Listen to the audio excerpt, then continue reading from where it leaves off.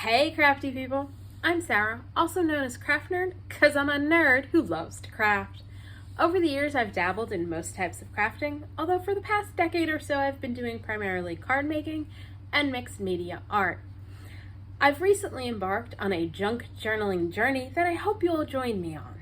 Today we're going to be working on creating a Locomotive Specimen slide light up box, and it's a decorative piece that I'm making for my dad. And I ended up having to break the video down into two parts because as I was editing it, it was getting way too long. So in part one, we're going to do some prep work. We're going to decorate the front part of the box and the specimen slides. Then in part two, we're going to work on assembling the box and doing the other decorative touches around the sides and adding feet to it. Let's get crafting. Now for this project, you're going to need some chipboard, some cardstock. And for this, I picked cardstock that'll match my chipboard. You're going to need to make slides, either using a die or make them on your own, and some acetate that either you are going to stamp on or, as I did, use a printable and print on. And so it needs to be acetate that you can print on if you're printing a printable. And we're doing trains because this is going to be a gift.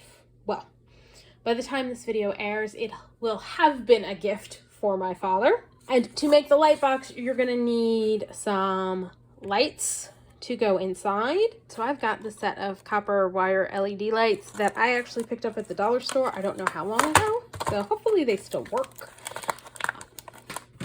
And Tim Holtz Ideology has tiny strands of lights that you can use as well. I just picked these up at the dollar store and it needs batteries, so we should be good to go. I will test them out before I put them in our box. But yeah, you're gonna need lights if you want to make this actually a light up box, and I may end up putting 2 strands in. We'll see how it goes when the time comes. And if you're lighting it up, you're gonna want some tin foil, and I'll explain that when we get to that part. All right, so I've gone ahead and done some prep work, and I did a bunch of math. Was no fun figuring this out, but I will give you all my measurements. Now my measurements are based on using the Tim Holtz Chapter 3 slide die. You do not have to use this die to create this project. You could cut out 2 pieces of cardstock in a square shape that match up, cut a window in them, and put your acetate piece in between. And so you can create your own die. You can also, notch that out with a circle punch, just freehand cut it, and then use a hole punch to punch holes in the sides and create your own slide. But I have the die, so I figured I might as well use it. I die cut it out of watercolor paper because I was figuring I'm going to use some distress inks on this. And so if I'm going to get very wet, I like using some cardstock that will hold up to the wet, and watercolor paper will hold up to all the moisture. So I'm going to go through how I came up with my measurements. This way, if you are not using the die and are creating slides yourself and do them in a different size, you can see how it is I came about the sizing for this project. So first off, I decided I wanted to have basically a 3/4 of an inch border all the way around where my slides were going to go, and between the 2 rows of slides, and between the 2 columns of slides, and between each of the rows of slides. So that's what I started out with first. I measured my slide, and they are 2 inches high ish by 2 1/8 wide. So I decided I wanted to have a little bit of a gap around the slides. And so I decided to add a 1/4 inch to each measurement. So that meant each hole that we're going to cut is going to be 2 3/8 wide and 2 1/4 high. And so then I just added up 3/4 of an inch, 2 3/8, 3/4, 2 3/8, 3/4. And it came out, I think, like a hair over 7. And so I just cut it down and went with 7 inches. So they're 7 inches wide. Did the same math going down for the 3 rows and got 10 inches. So I cut 2 pieces of chipboard at 7 inches wide by 10 inches long. Then I cut 2 pieces of chipboard that are 1 inch wide by 7 inches long. So they're gonna go here for creating our box.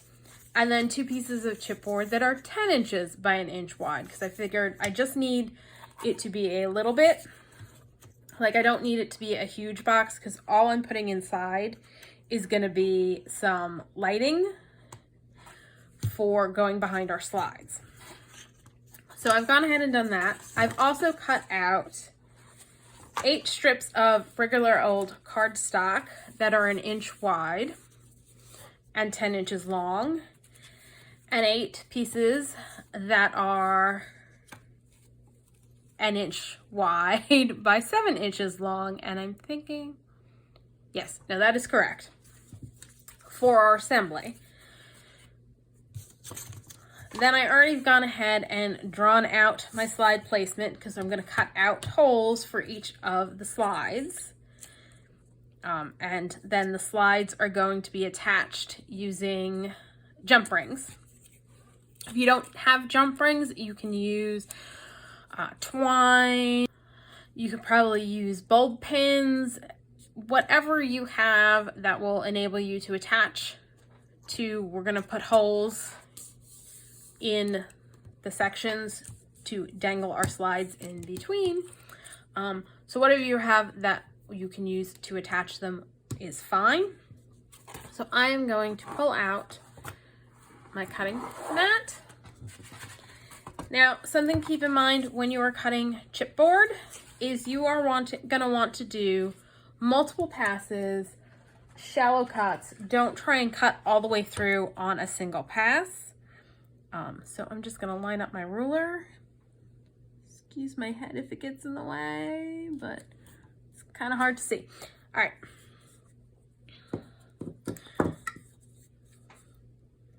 So I'm just going to keep going along the lines until I cut all the way through. And so once you get all the way through, you can stop and switch. And I am not going to do all of this on camera, or you guys are going to be bored out of your minds. So I'm just kind of showing you.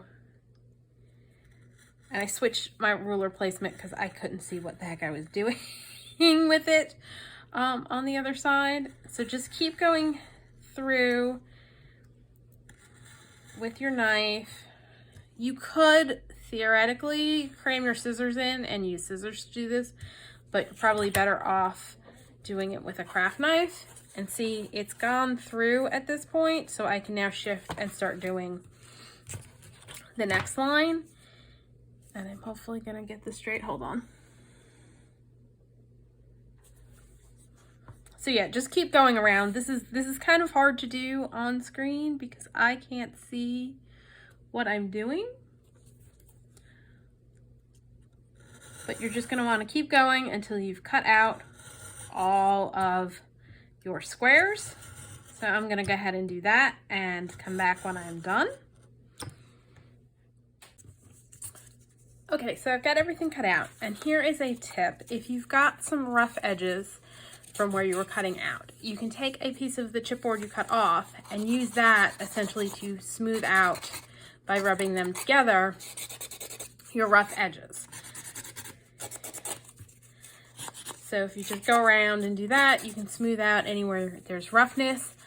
I'm gonna flip this. So this is the side I had my markings on, and I don't know if you can see, there are a few spots where I went a little bit past the pencil marks, and so I still have pencil marks from marking everything out. So I'm just gonna flip it over and use this side.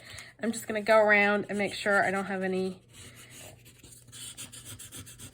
bits sticking up that I don't want, and just using another piece of chipboard as essentially a file to file down any rough edges. So there is the top part of our box, and in each little window we will be able to fit a slide. And my dogs are barking probably at the neighbor. And if you saw the thumbnail, you know what we're putting in the slides for my project, I am using, it's a printable by Abertique, and I'll put a link down below. This is what it looks like printed on paper, because I had to do a bit of fiddling to make sure my images would fit in the opening of the slide.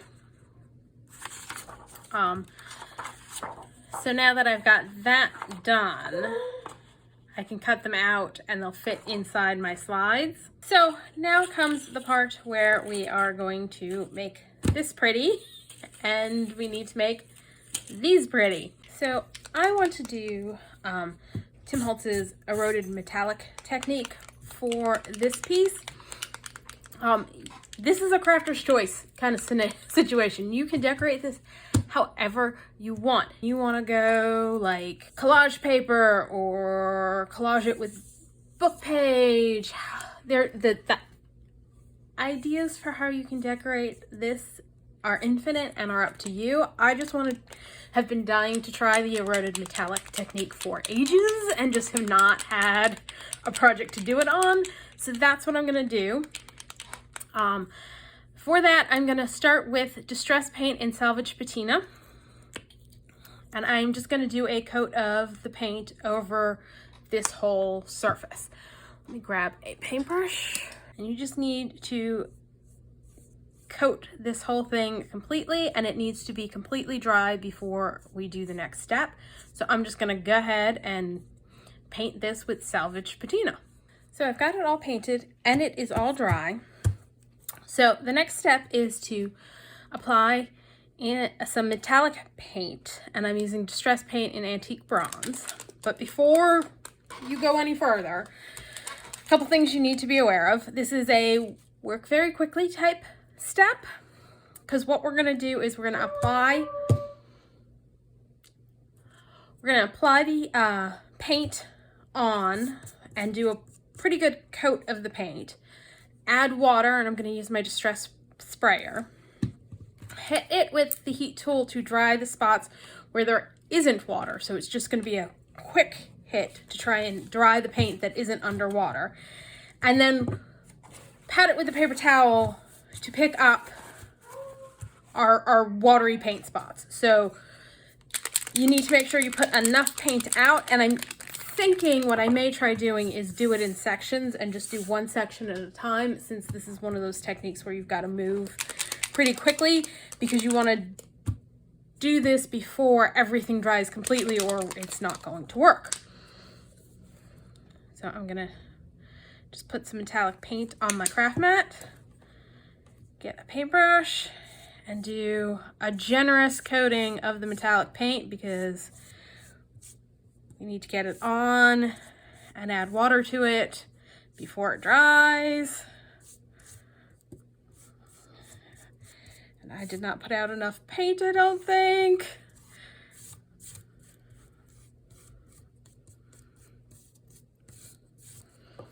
And then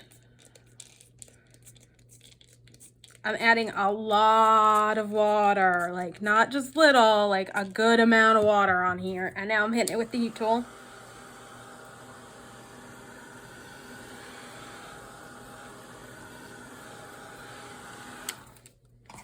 And coming in with my paper towel.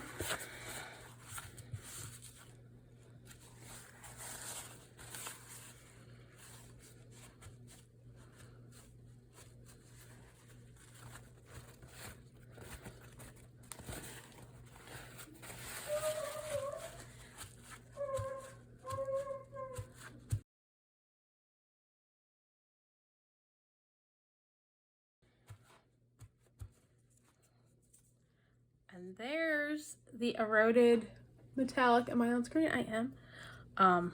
That is really cool. I kind of like that. And we're going to add some distress inks to this in a little bit to get it even grungier. So I'm just going to go ahead and do the rest. Let's clean some of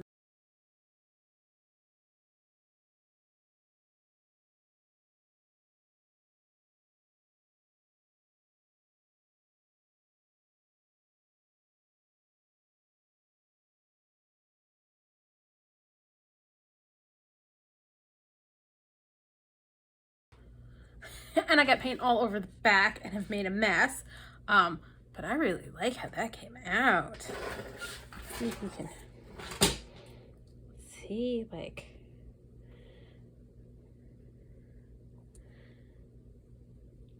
all right, so I'm gonna do a little bit of cleanup and then I'll be back. Okay, so now the next step. And something to be aware of with distress paints, once they are dry, they are no longer water reactive. So that's how we were able to achieve this look, is because our base layer was dry and then we added the metallic paint and then we added the water to it while it was still wet so that we could pull it up in spots. Now we're going to add some distress inks to add a little bit more texture and dimension to this. And I'm going to use Ground Espresso and Vintage Photo. All right, so from the Tim Holtz video, he just kind of smushed ink on. So that's what we're going to do. Ooh.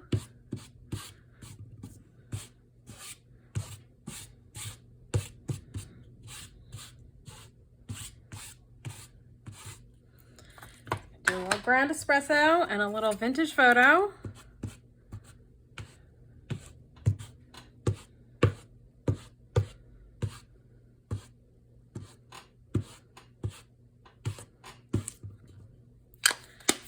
I'm just gonna smush it around.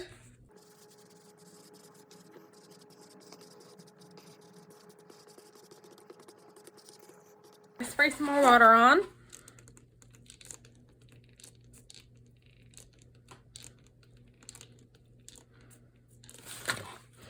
I have to get everything on my table wet.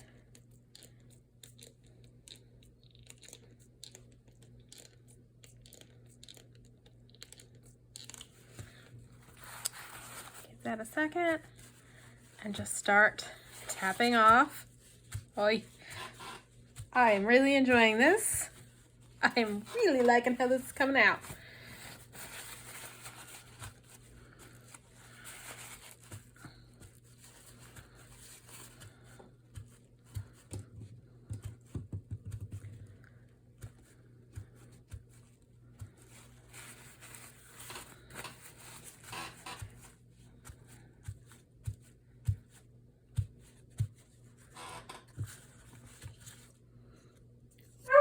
Well, gotta go let a dog in. And because we're using distress inks right now, we can go in and lighten up more spots if it got too dark in some spots. So you can just go in and dab off. I think I want to add a little bit more over here.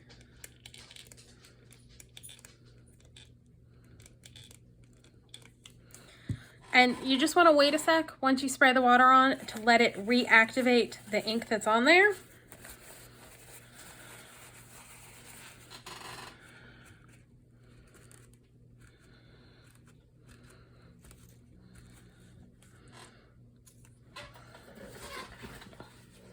And so there you go. I really enjoyed this. I am so gonna have to play with this some more because this is so cool. All right, so this piece is done for now. I'm gonna set it aside, let it dry completely, clean off my desk. And now we've got to do something with all of our slides. And I've been thinking about this, and I don't know that I want them competing too much with our lovely Salvaged Patina page front. So I think what I am gonna do is grab my Salvaged Patina Distress Spray and my tea dye, because when those two colors kind of mix together, it goes even more greeny. Like, I really like how they look together. So let's do that. Hold on, let me put some stuff away. So I've grabbed out my glass mat because distress sprays and inks on a glass mat will blend together where they'll stay kind of separated on a like craft mat or my silicone mat. And I want the color I get when these two blend.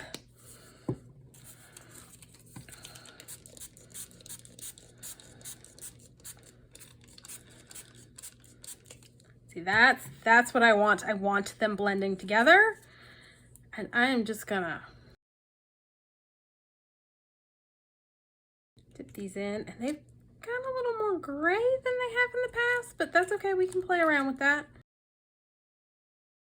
I think because I've mixed them more than I usually mix them, they're going a little bit more gray, like a gray green, but that's okay.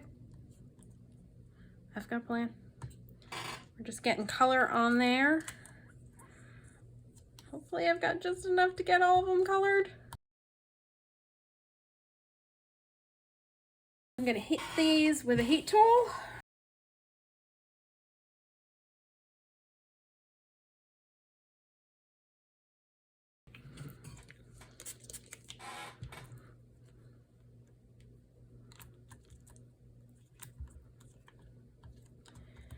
Now I'm just adding some tea dye to kind of warm them up. This is definitely something I did not practice or try out before, and so I'm kind of winging it.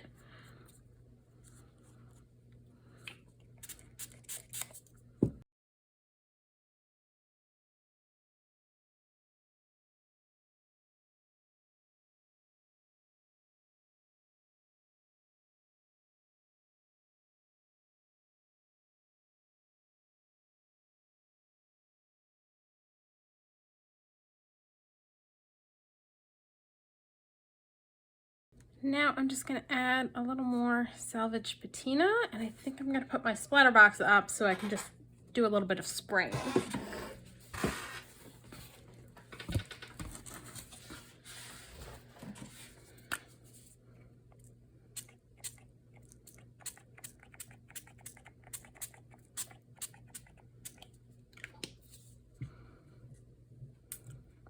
I think I want a little bit of tea dye.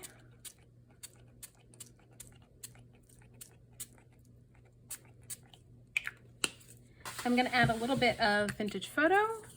Again, spraying from high up because I just want some light dots. And some very light dots of ground espresso. So light, in fact, they're not even coming out. All right, now some of these, I think I may spray to get some movement going, like these two.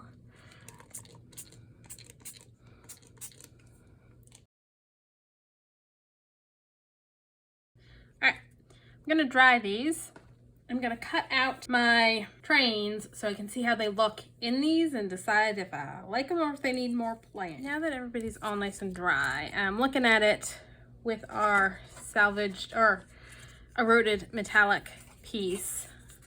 I'm thinking two things. I need to add a little bit of metallic to these, and I need to ink all around to darken that up. And I'm gonna start with walnut stain. I think I may want ground espresso, but you can go darker, you can't go lighter.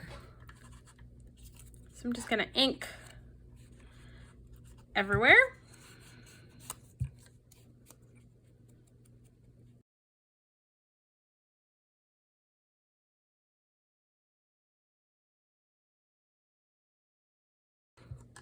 And I'm doing both sides because I want to be able to pick which side I like best when we get to assembling.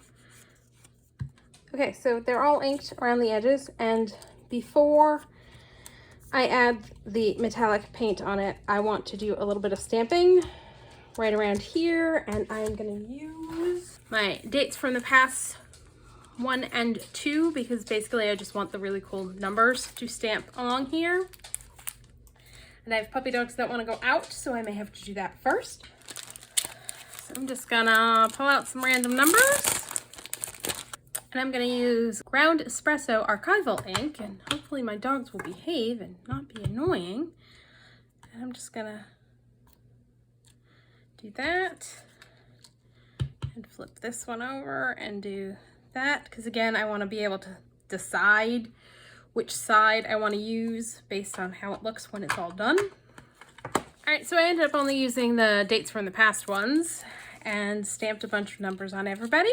All right, so I went ahead and grabbed the same antique bronze paint that we used for our eroded metallic piece. And I am just gonna use my finger. You can of course use a brush and just add a little bit along the edges, probably a little bit more than that, just to tie it into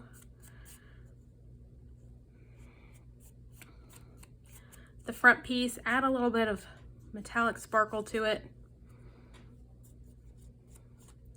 but I don't want too much on there.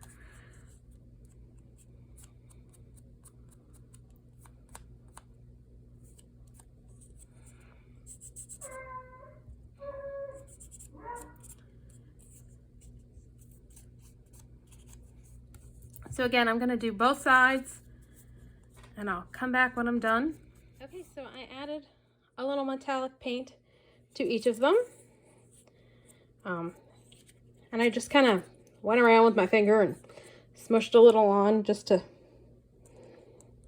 get a little shine on there. There, you can see that. As you can see, I've got it on my fingers as well, you know, everywhere. So now we're gonna add in our trains. Okay, so I've cut out all of my trains. I've got all of my dies, and there was something a tip I wanted to give you that I forgot to do earlier. So if you have the Tim Holtz Chapter 3 specimen slide die, it only cuts out the hole on one side, the window on one side, and it's solid here. It comes with another die that's like this size rectangle to cut out, but I was a little concerned I wouldn't get them lined up exactly right and it'd be kind of funky. So what you can do is when you cut it out, say this is the part that was still solid, you flip it over, tuck it back in, and run it again, and you can get the hole in both sides, and it'll be in the exact same spot. If you're going to do that, just make sure you use like a low tack tape to tape it in place to make sure your die doesn't shift when you run it through your machine. Now for my trains, as I mentioned earlier, it's a printable by Abrotique. I will link it below. But something you want to keep in mind, you're going to need to experiment a little to find the exact right size. I ended up using my Silhouette Design Studio to print them out so I could size them exactly how I wanted them. Because I found when I printed them 9 to a page, they were too big. 35 to a page, they were too small. And those were the only options I have on my printer. That's what I ended up doing. You, of course, instead of using a printable and printing it out on acetate, could just trim pieces of acetate that will fit in your slide and stamp on them. Just make sure you use something like StazOn, and I think the archival ink, like by Ranger, I think that will actually work on acetate as well. But Distress ink is not going to stay on an acetate. Memento ink is not going to stay on acetate. Pigment ink is not going to stay on acetate. So you've got to be very careful what ink you use when stamping on acetate. So let's go ahead and bring back our eroded metallic piece so we can pick out which side of the slide we like best. And I'm leaning towards this one because I got a big brown blotch in the middle of the number on that side. So I think that's going to be the slide. And I cut them out and I left a lot of room around so that I could trim down. And actually there was a particular, I want this one to go with this slide because it's got a little bit of blue in it. So I wanted to go with the one that had the most like Salvaged Patina showing. So I'm just going to go in and trim down. I don't know if you can see here. Let me do this. This might make it easier for you to see. So there's a border around that. I'm just going to make sure I line up the piece, glue it in, and then glue all my slides together. And of course I will be trimming down as needed. And I'm going to use my Barely Arts glue for this because I want something that's going to stick fairly quickly.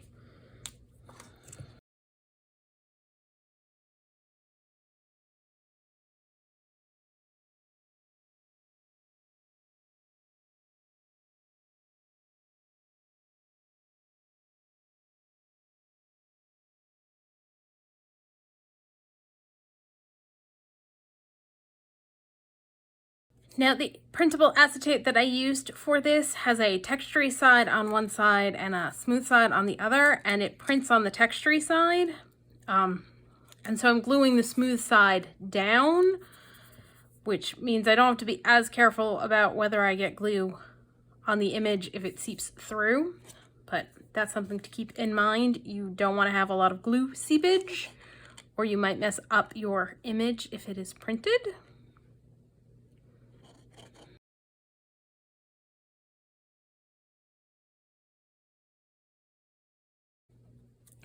And there is our first slide done.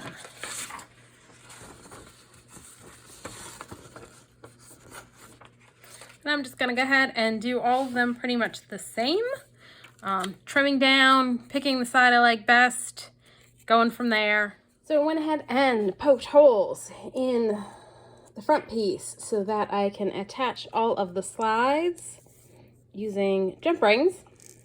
And what I did was I took a ruler and I centered all of the slides and lined up the holes in the slides on one side and made marks for punching my holes for my jump rings.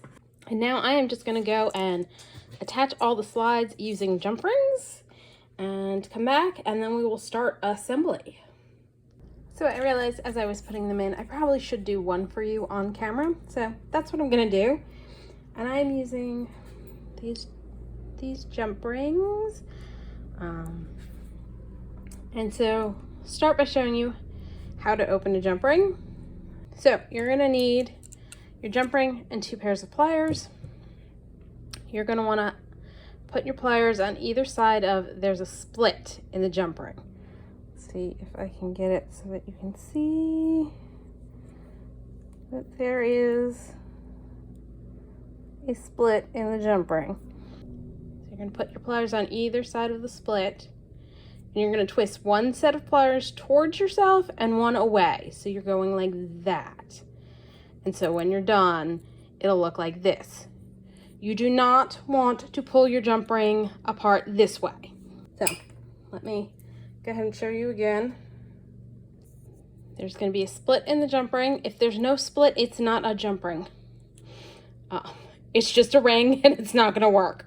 So again, you don't want to pull like out to the sides away from each other. You want to twist. And I believe it's because it causes more stress on the ring if you pull out as opposed to twisting.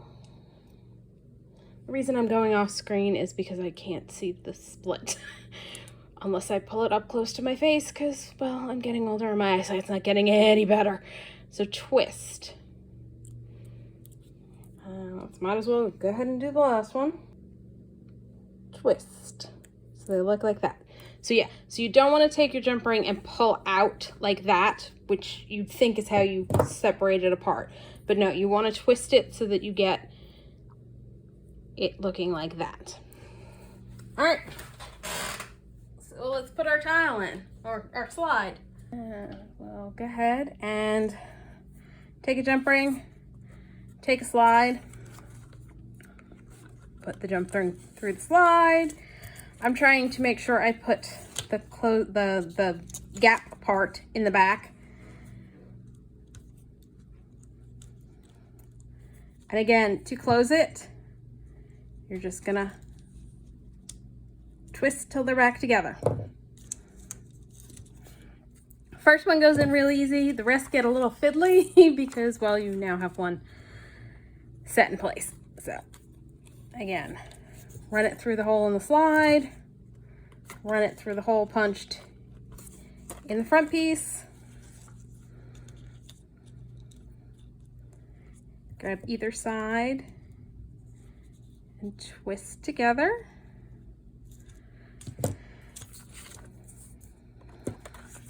Now, the bottom two are going to be the most fiddly, so bear with me. And this one, I don't think I got the hole lines up on the back and the front of the slide quite right, so it's a little of a tighter fit. There we go.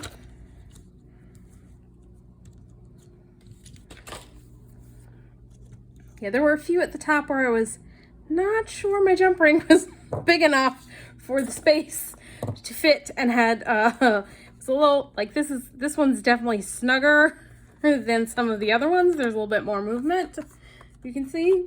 So yeah, that was a nerve-wracking moment there when I was putting that one in and went, oh no, are they not big enough? Oh, sorry. All right, and then for the last one, again, just put it through the holes.